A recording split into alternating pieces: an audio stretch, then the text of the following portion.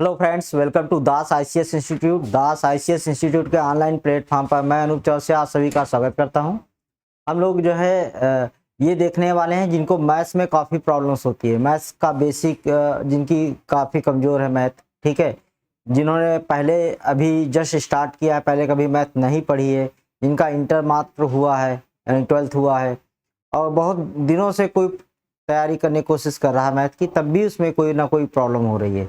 तो इन सब प्रॉब्लम्स को कैसे रिजॉल्व किया जाए, कैसे दूर किया जाए, ठीक है, मैथ्स को कैसे पढ़ना चाहिए, कहाँ से शुरुआत करना चाहिए, मैं इन सभी बातों को लेकर के एक ही सेशन में कंप्लीट करने वाला हूँ। क्योंकि मैं पढ़ाता हूँ तो इसमें मैं देख रहा हूँ बहुत सारे बच्चों का बार बार कमेंट आता है, सर मैथ्स मेरे समझ नहीं आती है, बेसिक नहीं तैयार है। तो उनके बहुत सारे डर हैं, एक तरीके मैथ का फोबिया जिसको कह सकते हो, ठीक है। तो आज इस मैथ्स के फोबिया जो है इसको दूर करने का मैं प्रयास करता हूँ, आपको बताता हूँ मैथ्स को कैसे पढ़ना चाहिए। बहुत ही आसान है मैथ्स कठिन नहीं है। चलिए देखते हैं कि क्या क्या कमेंट्स आए थे। मेरे पास बहुत सारे कमेंट्स आए थे, उन कमेंट्स को लेकर के फिर आगे उसको डिस्कस करते हैं कि इन सब चीज़ों को कैसे रिमूव किया जा सकता है।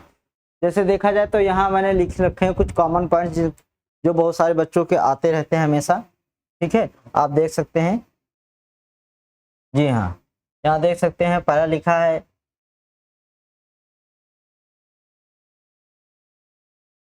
मैथ्स की शुरुआत कहाँ से करें, कैसे करें।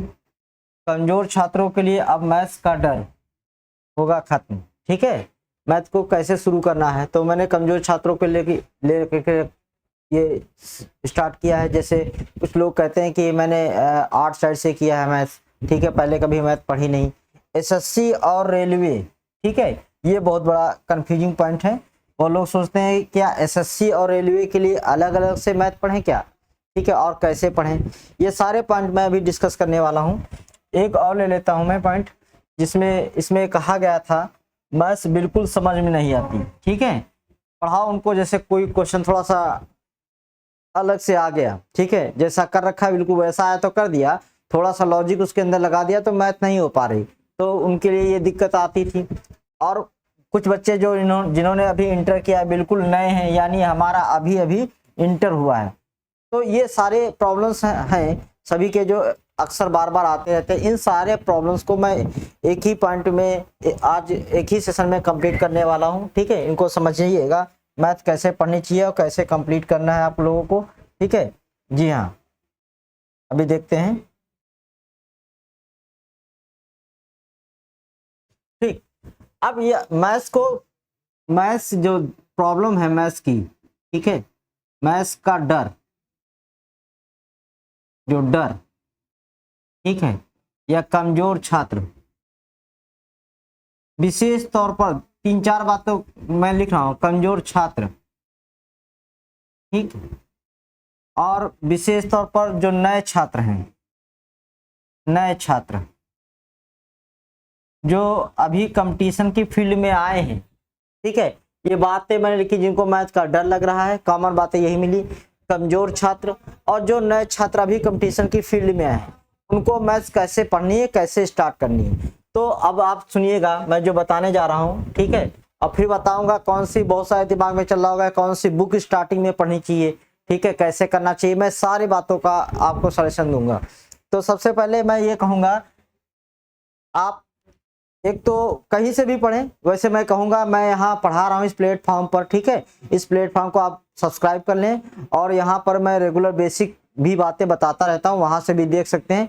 लेकिन तैयारी कैसे करनी चाहिए मैं बता रहा हूँ अभी। मैं इसको दो पार्ट में डिवाइड करके पढ़ना चाहिए हमेशा, ठीक है, दो पार्ट में। एक्चुअल में अर्थमेटिक को दो पार्ट में, जो अंक गणित कहते हो आप ना, अंक गणित को दो पार्ट में डिवाइड करना है। और फिर एडवांस मैथ्स, ठीक है, फिर एडवांस मैथ्स, समझिएगा। तो अंक गणित में एक साइड में मैं लिखता हूं परसेंटेज, एक साइड में लिखता हूं मैं परसेंटेज वाला चैप्टर, ठीक है, परसेंटेज यानी हिंदी में कहते हैं प्रतिशत, क्या प्रतिशत। मैं स्ट्रेटजी बता रहा हूं, सुनिएगा, अभी सारी चीजें बता दूंगा कैसे फिर करना होगा। और फिर एक साइड में लिखता हूं रेशियो वाला chapter, ratio and proportion, ratio and proportion. ठीक है, आपको करना क्या है, आपको इन दो चैप्टरों पर बहुत अच्छे से फोकस करना है। इनको कम से कम आप 15-15 दिन दें। ठीक है, एक एक बारीकी को समझें। ये नहीं कि बहुत फास्ट पढ़ना है सारे चैप्टर को कंप्लीट करने के लिए। पहले आप बारीकी दें, बारीकी को समझे, कॉन्सेप्ट समझे, परसेंट का और रेशियो एंड प्रोपोर्शन का। जब ये दो चैप्टर कर लेंगे तो आपकी पूरी से सारी मैथ्स ऐसी हो जाएगी। देखिए कैसे, जब परसेंटेज पढ़ लेते हैं तो परसेंटेज पर बेस्ड, ठीक है, परसेंटेज पर बेस्ड क्या होता है, कुछ और चैप्टर होते हैं जिसको कहते हैं लाभ और हानि, प्रॉफिट एंड लॉस, लाभ और हानि, लाभ हानि, ये पूरा प्रतिशत से हो जाता है, कुछ और नया करने की जरूरत नहीं। एक होता है मिश्रण, एक होता है आपका चैप्टर मिश्रण जिसको एलिगेशन कहते हैं। एक चैप्टर होता है आपका मिश्रण, मिश्रण, ठीक है जी हाँ। और इसमें एक और साथ में जुड़ा होता है जिसको कहते हैं बट्टा यानी डिस्काउंट। ये सारी चीजें आपके प्रतिशत से हो जाएंगी। ठीक है, थोड़ा और आगे बढ़ेंगे तो साधारण ब्याज यानी एसआई, साधारण ब्याज, समझिएगा मैं क्या बताना चाह रहा हूं, और चक्रवृद्धि ब्याज।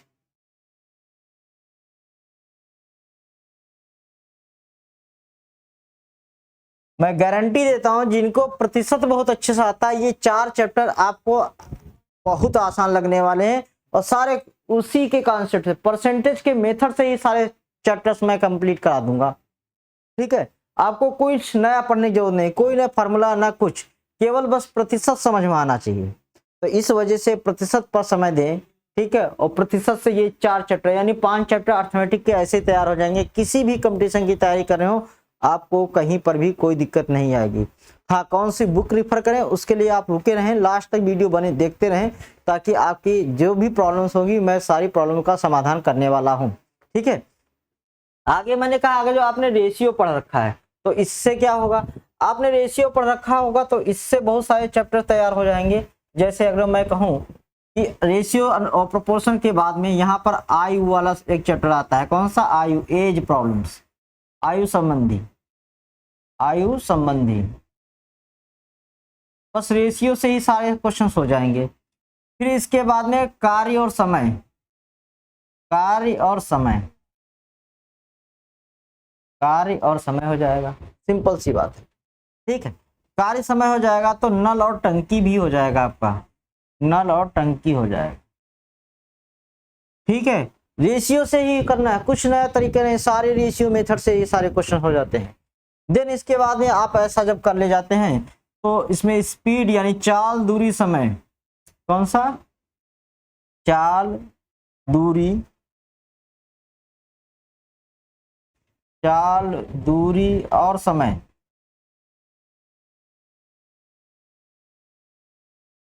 ये चैप्टर। ठीक है, चाल, दूरी, समय हो जाएगा तो आपका नाव और धारा हो जाएगा। कौन सा? नाव और धारा।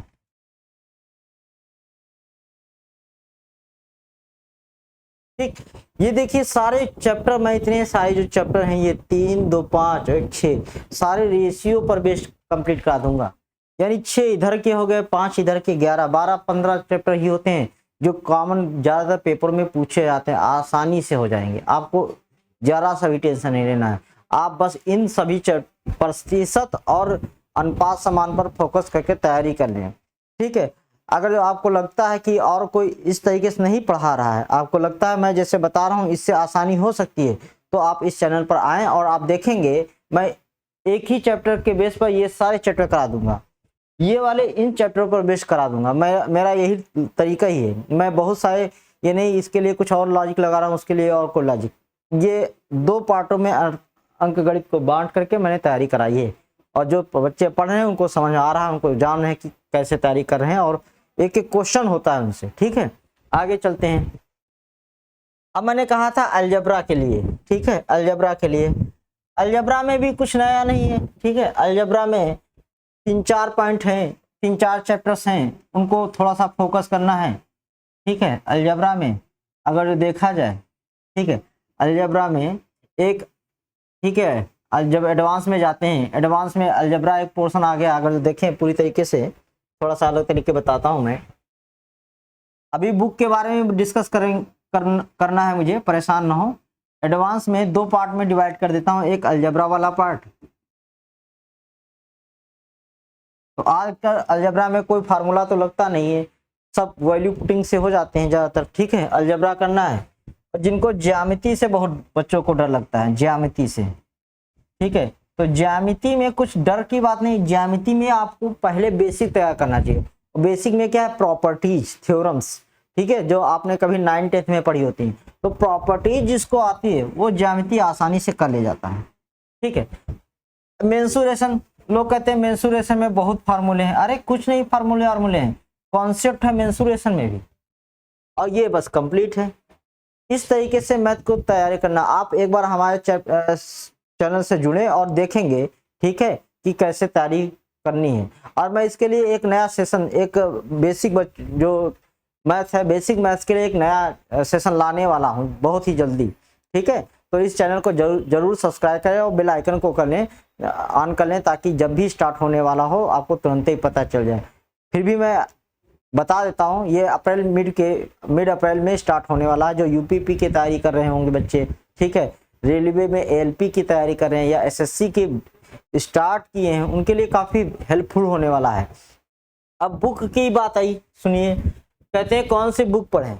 देखिए बुक बहुत सारी आती हैं, मान लो जो स्टार्ट कर रहे हैं, मैं ये उन बच्चों के लिए नहीं कर रहा हूँ जिनको मैथ्स आती है, ठीक है, मैं उन बच्चों के लिए ये बात नहीं कर रहा हूँ, बिल्कुल नहीं कर रहा हूँ।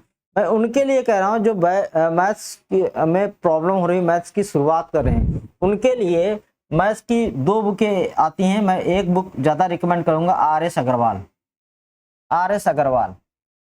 अब इसमें है क्या, ठीक है क्या, ये बात समझने की बात है।